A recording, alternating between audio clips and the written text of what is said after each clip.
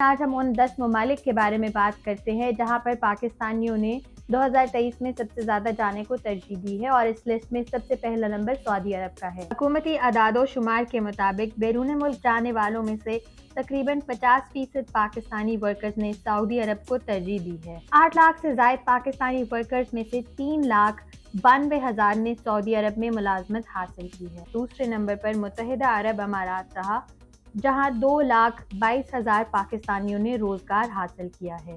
اس کے علاوہ تیسرے نمبر پر سلطنت عمان رہا ہے، جہاں 55,000 سے زائد پاکستانی گئے ہیں۔ چوتھے نمبر پر قطر ہے، جہاں 92,000 سے زائد پاکستانیوں نے رخ کیا۔ پانچویں نمبر پر ملیشیا رہا، جہاں 20,411 پاکستانیوں نے رخ کیا۔